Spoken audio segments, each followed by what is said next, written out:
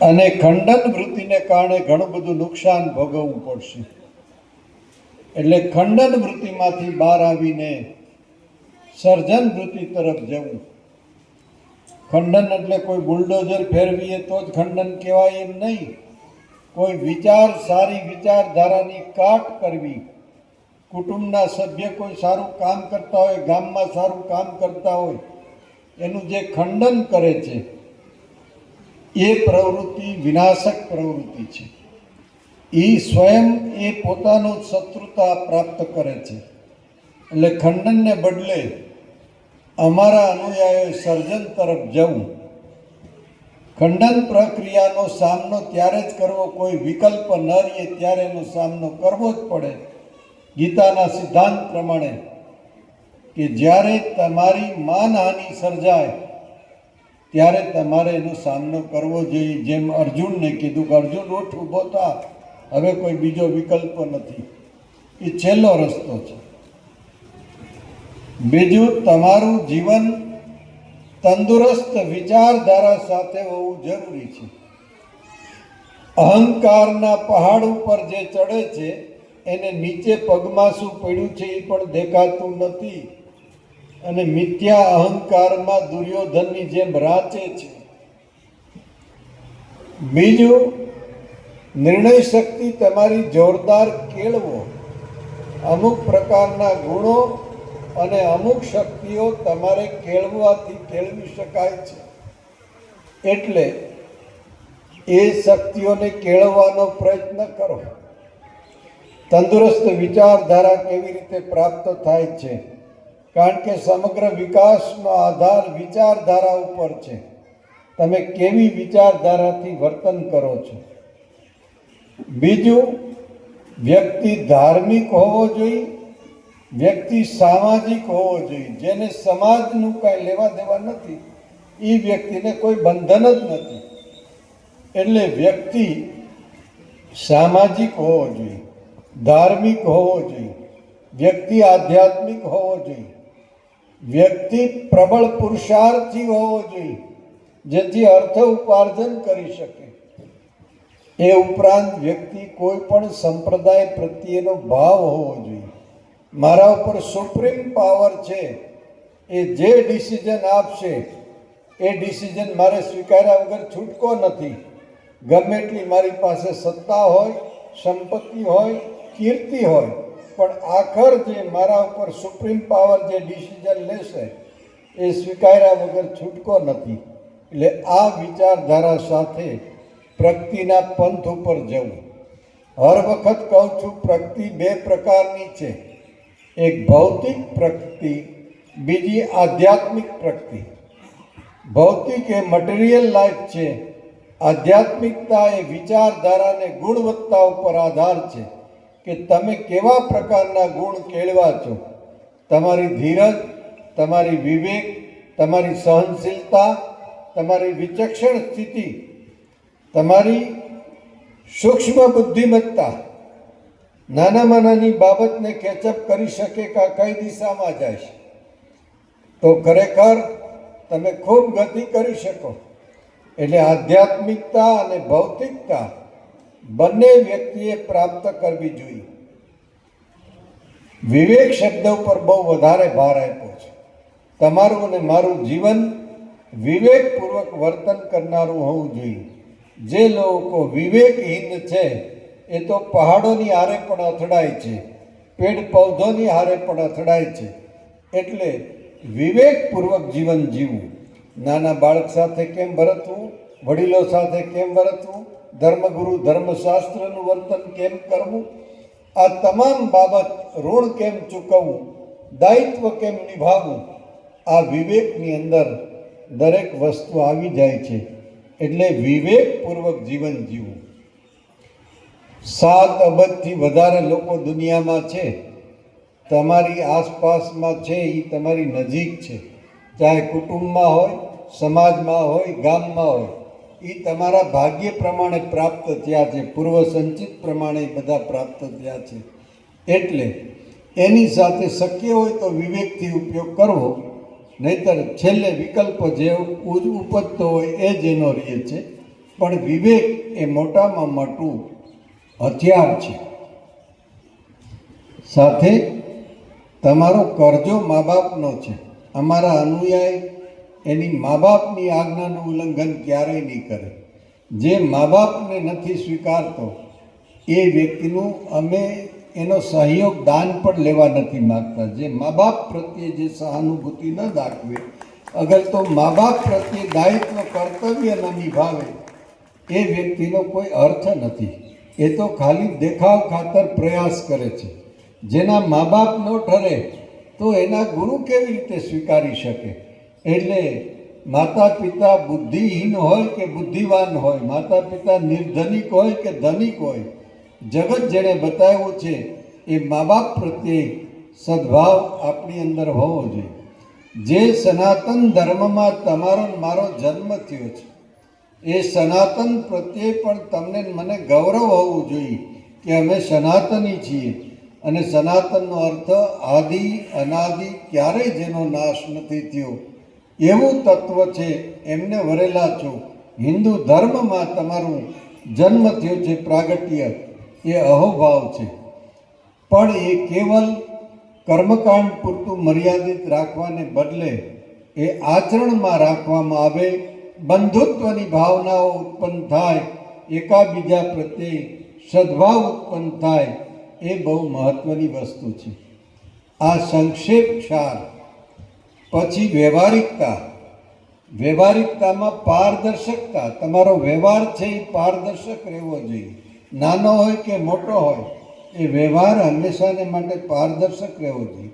બીજાનું આપણા પર ઋણ છે તો ક્યારે મારે ચૂકવવું એ ભાવના હોવી જોઈએ. પણ અસુરી વૃત્તિ છે એનો સામનો આ જગતમાં કરવો પડશે. આજે સરહદ ઉપર પણ કરવો પડે છે અને નજીકમાં પણ કરવો પડે છે. એનાથી સાવધાની પણ રાખવી પડે છે. કારણ કે આ જગત 3 ગુણનું બનેલું છે, સત્વ, રજ અને તામસ. એ તામસ જે છે એનો પ્રભાવ પડ્યા વગરનો રહેતો નથી. ફૂલનું ક્યારેય પેઢીઓમાં ફૂલે ભમરાનું બગાડ્યું નથી, છતાં પેઢીઓથી ભમરાઓ એમાં સાર પાડે છે, એમાં વિંધાઓ પાડે છે. એ એની પ્રકૃતિ છે. એટલે એમનો સામનો કરવો. પ્રશ્નોથી પણ ક્યારેય ઠાકો નહીં, કંટાળો નહીં. આ જીવનમાં પ્રશ્નો જ છે. થોડી વ્યક્તિ વિચારપૂર્વક પરામર્શ કરીને જો કામ કરશે તો બહુ મોટું કામ કરી શકશે. ચાહે ધંધા ઉદ્યોગ હોય, ચાહે પોલિટિક્સ હોય, ચાહે ધર્મ ક્ષેત્ર હોય. થોડી વ્યક્તિઓ સંગઠન કરીને બહુ સારી રીતે વિચારશે તો એક જબરજસ્ત ક્રાંતિ લાવી શકે, એમાં કોઈ શંકા નથી. જ્યારે તમે હજારોની સંખ્યામાં અને લાખોની સંખ્યામાં દેશ વિદેશમાં અનુયાયી હોય, એ બધા જો એક વિચારધારા ઉપર એક ક્રાંતિ કરો તો મને લાગે છે કે પહેલો ફાયદો દરેકના કુટુંબમાં થશે. એના કુટુંબો શાંતિમય રહી શકશે, આપસમાં સંવેદના અને સદ્ભાવ રહેશે અને આર્થિક સદ્ધરતા પણ પ્રાપ્ત કરશે. કોઈ પણ એક વિચારધારા પટે, જેમ પાણીની અંદર એક તરંગ ઊભો થાય છે, એવી રીતે એક વિચારધારા છે એ હંમેશાને માટે પહટતી હોય છે. સૂર્ય જે છે એ વાદળથી કોઈ દિવસ ઢાંકી શકાય પણ નાશ કરી શકાતો નથી. એમ કોઈ પણ વ્યક્તિત્વ જે છે એનું ખંડન નથી થઈ શકતું. તમે ચર્ચામાં કરી શકો પણ એ વ્યક્તિત્વ દિવસે દિવસે ઉભરાતું રહે છે. એટલે તમારું વ્યક્તિત્વ આસમાનને આંબે એવું બનાવવા માટે તમારા પાયામાં સત્ય જોશે, કરુણા જોશે, સદ્ભાવ જોશે, સર્જન શક્તિ જોશે અને તંદુરસ્ત વિચારધારા જોશે, શાસ્ત્રોનો મત જોશે. કારણ કે આખર તમારો આદર્શ કોણ? કોઈ મહાપુરુષ યા ધર્મશાસ્ત્ર એ તમારો આદર્શ હોય. મનસ્વી રીતે જો વર્તન કરવામાં આવે તો એ જીવન ક્યારેય સાર્થક થતું નથી. એટલે શાસ્ત્રના મત પ્રમાણે કાર્ય કરવું, એમાં પણ પરિસ્થિતિને ધ્યાનમાં રાખીને ચાલવું. રૂઢિવાદી ક્યારેય ન બનવું. રૂઢિવાદી બનવાથી પણ ઘણું મોટું નુકસાન થાય. આ વાત વ્યવહારિકતાની કરી, ઓલી આધ્યાત્મિકતાની, ધાર્મિકતાની કરી, 3 ગુણની વાતો કરી. સાથે સાથે એટલી પ્રગતિ સાધો, પોતા પૂરતી પ્રવૃત્તિઓ જે છે એ પશુ પણ કરે છે, પોતા પૂરતી પ્રવૃત્તિ પશુ પણ કરે છે. પણ હે માનવ, તું માનવતાથી છલોછલ હો તો તારા દ્વારા બીજાને ઉપયોગી કંઈક થઈ શકે. પક્ષીઓને પાણી મળે, ચણ મળે, મૂંગા પશુઓને સારવાર મળે, મૂંગા પશુઓને દવા મળે, ખોરાક મળે, બીમાર અને વૃદ્ધો પ્રત્યે આદર અને સહાનુભૂતિ રહે, આપણી સંસ્કૃતિ પ્રત્યે આદર અને માન હોય અને આચરણમાં આપણે મૂકતા હોય, માતા પિતા ગુરુજનો અતિથિ પ્રત્યે આપણને આદર હોય, આપણા ધર્મશાસ્ત્ર પ્રત્યે આપણને ગૌરવ હોય, તો આ જીવન સાચું સાર્થક છે. સમજ્યા વગરની માયાને છોડવાનો પ્રયત્ન ન કરતા. પહેલાં માયાને સમજી લેજો, માયા શું છે. જે લોકો સમજ્યા વગરના છોડી દે છે એ પસ્તાય છે પારાવાર. એટલે માયાને સમજ્યા વગર છોડવાનો પ્રયત્ન ન કરતા. ગંગા સતી પાનબાઈને કહે છે કે યથાર્થ જ્ઞાન, જેવું છે તેવું તેમને તેમ જોવું, એ બહુ મહત્વનો મુદ્દો છે. જેવું છે તેવું તેમને તેમ જોવું. આખર આ રાષ્ટ્ર પણ આપણું છે. આ રાષ્ટ્રનો વિકાસ કેમ થાય એ વિચારક લોકો, બુદ્ધિજીવી વ્યક્તિઓ, ધનાઢ્ય લોકો, એમણે વિચારવાનું છે કે આ રાષ્ટ્રની પ્રગતિ કેમ થાય, આ રાષ્ટ્ર ઉન્નતિના શિખરો પર કેમ પહોંચે. સામાન્ય પહેલી દ્રષ્ટિએ કુટુંબ કેમ પ્રગતિ મારીએ, કુટુંબ કેમ સ્વર્ગ મારીએ, ગ્રામ્ય વાતાવરણમાં કેટલા ઉપયોગી થઈ છે, અને છેલ્લે સમાજ અને રાષ્ટ્ર. કારણ કે સમાજ મળીને એક રાષ્ટ્ર બને છે. રાષ્ટ્રને ઉન્નતિના શિખર ઉપર લઈ જવું, વિકસિત રાષ્ટ્રની હરોળમાં મૂકવું એ બહુ જરૂરી છે. એટલે આવી આપણી ઊંડી ભાવનાઓ, સારા વિચાર વગર સારી વ્યક્તિ નહીં તૈયાર થાય, સારી વ્યક્તિ વગર સારો સમાજ તૈયાર નહીં થાય, અને સારા સમાજ વગર કોઈ દિવસ સારું રાષ્ટ્ર તૈયાર નહીં થાય. આ સમાજના લોકો જેને નથી સમજી શક્યા એવા લોકો માટે અનેક સંપ્રદાયમાં મોહમ્મદ પૈગંબરથી લઈને ઈસુ સુધી, અને રામ અને કૃષ્ણને બુદ્ધ, અને બુદ્ધને પોઈઝન આપ્યું ત્યાં સુધીની સ્થિતિ આપણને ખ્યાલ છે. તો અનેક રીતે સમસ્યાઓ તામસ વૃત્તિના માણસો સરતતા રહ્યા, અને એ લોકો કહેતા રહ્યા કે હે પરમાત્મા, એને માફ કર, એને ક્યાં જવું છે એને ખબર નથી, એને એ જ ખબર નથી કે એનું કલ્યાણ શેમાં છે, એને તું સદબુદ્ધિ આપ. એક જહાજ જાતું હતું, એમાં એક સંન્યાસી મુંડન કરેલા અને રૂષ્ટપુષ્ટ શરીર, અને 8-10 યુવાનો રમત કરતા એમાં બેસી ગયા. એ મહાત્મા ધ્યાનસ્થ સ્થિતિમાં બેઠા છે પલોઠી વાળીને, તો યુવાનો રમત કરે છે. એના મસ્તકમાં 9 કુકરી બનાવે છે, એક ટાંચણી લઈને, લોહીના ટચિયા આવી જાય છે, અને પછી કે આના ઉપર આપણે ઈષ્ટો રમીએ, આપણે 9 કુકરી રમીએ. તે આકાશવાણી થઈ કે મહાત્મા સિવાય આ જહાજમાં રહેલા લોકો ડૂબી જાય. એટલે મહાત્માએ પ્રાર્થના કરી કે હે પ્રભુ, તું સર્વશક્તિમાન છો, તું આને ડૂબાડી શકે છે, તો તું એની બુદ્ધિ સુધ આપને કે શું કરવું પડે એટલું કર તો ઉત્તમ છે. આ મહાપુરુષોના સ્વભાવ છે. એટલે આવી સ્થિતિ, અને જેને પોતાને ક્યાં જવું છે, શું કરવું છે, ક્યાંથી આવ્યો છે, ક્યાં જવું છે એની સમજણ નથી, કેવલ ભૌતિકતામાં અને અહંકારમાં રાચોરી, એ દયાને પાત્ર છે. એના ઉપર હંમેશાને માટે દયા કરવી. જેમ પતિત ઉપર જેમ દયા કરવી, એમ એવી વ્યક્તિ ઉપર પણ ખરેખર દયા કરવી જોઈએ. આ વાત જે છે એ સામાન્ય વ્યવહારની વાત કરી, ધાર્મિક આધ્યાત્મિકતાની વાતો કરી, રાષ્ટ્ર પ્રત્યેની ભાવનાની વાત કરી, અને હવે જે તમે મારી સાથે ભાવ અને શ્રદ્ધાથી મોટો વર્ગ જોડાયેલો છે, મારો વિચાર કેવલ ને કેવલ ઈશ્વર ચિંતન કરવાનો છે. મારો વિચાર, મારી પ્રવૃત્તિ, મારી પ્રકૃતિ જે છે એ સર્જનની છે. જ્યાં હું બેસું ત્યાં સર્જન થાય એ સ્વાભાવિક છે. એટલે પણ મેં બ્રહ્માનંદમાં વચન આપ્યું હતું, તમારી 5000ની વસ્તી પૂરી થાય, ગામ થાય 5000નું. એને 2500 વિદ્યાર્થીની સૈનિક સ્કૂલ પ્રાપ્ત થયેલી છે. એટલે ટૂંકા ગાળામાં અત્યારે 700 છે, પછી 2500 વિદ્યાર્થીના પૂરા થશે. 2500 બ્રહ્માનંદ વિદ્યાધામના વિદ્યાર્થીઓ કોલેજો અને સ્કૂલના. વૃદ્ધાશ્રમ હોસ્પિટલમાં જે હોય એ અલગ, અંશાળા અન્ય પ્રવૃત્તિની કર્મચારી એટલે 5000 ઉપર જાય એટલે મારો વાયદો પૂરો થયો ત્યાંનો. પછી ધાર્મિક ભાવનાઓ હોવી જોઈએ, કારણ કે બધા શુદ્ધ આધ્યાત્મિક નહીં થઈ શકે, એટલે એના મંદિરોના નિર્માણ પણ ત્યાં કર્યા. ગુરુ પરંપરાઓ અને સનાતન પરંપરાઓના મંદિરોના પણ નિર્માણ કર્યા.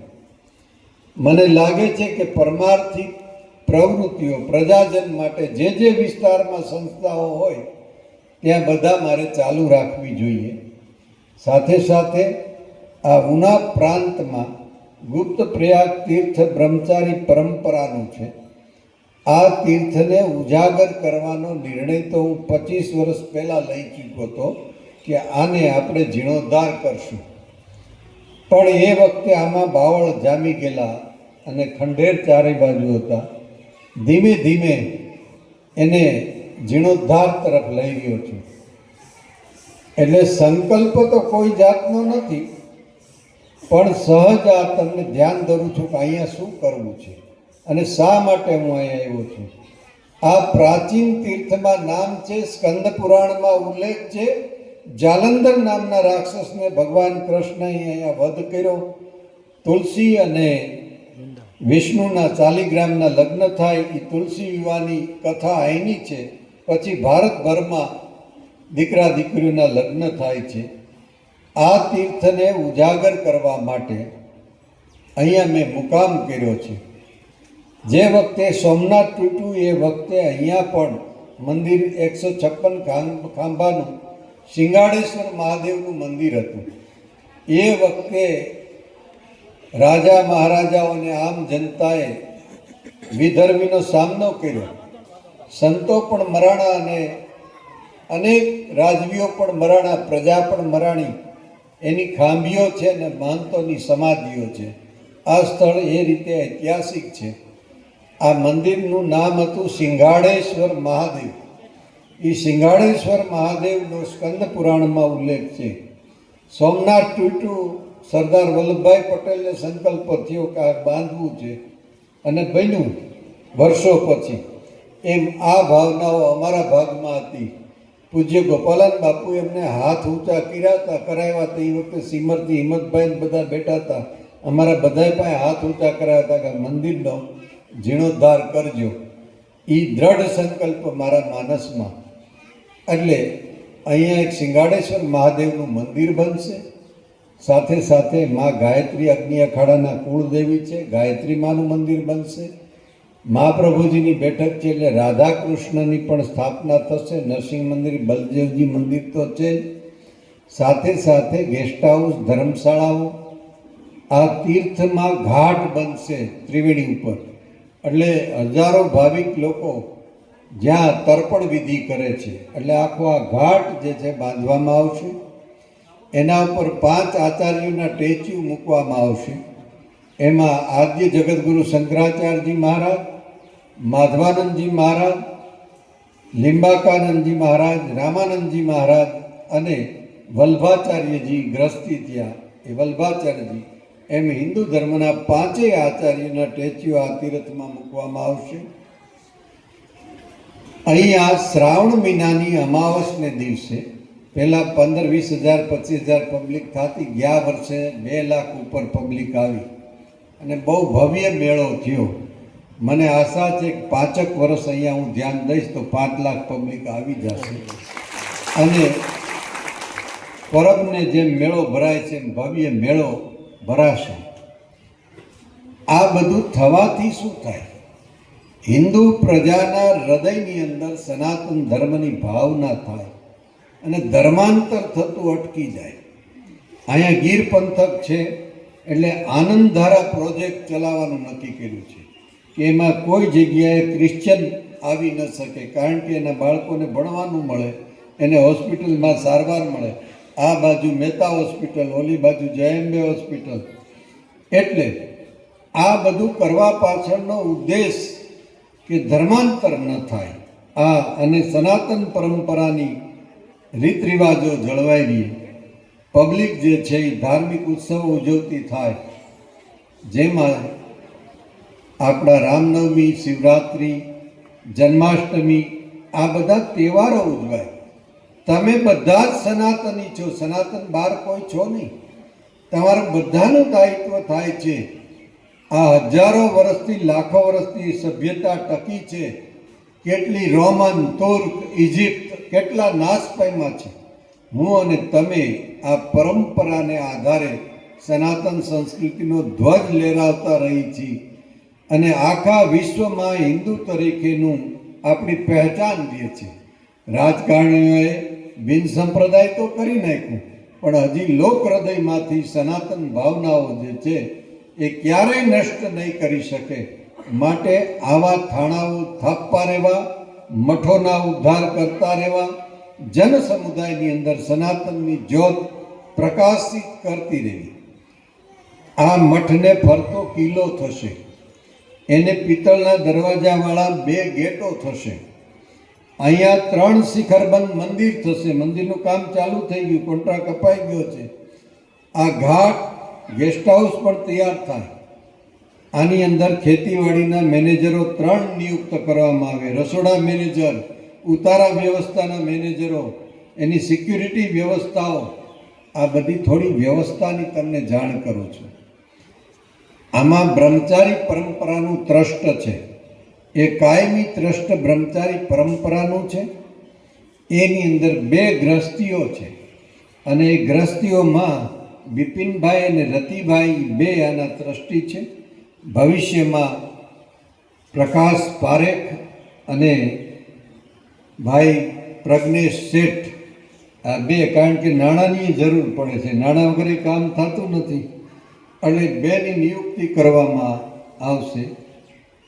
આ ઉપરાંત 7 જણાની કોર કમિટી છે, એટલે આ મેળાની વ્યવસ્થા કેમ કરવી, આ કામમાં કેમ મદદ કરવી, એમાં સુરુ બાપુને આ બધી ટીમ જે હાજર હોય એટલા ઊભા થાવ, એટલે પબ્લિકને ખબર પડે.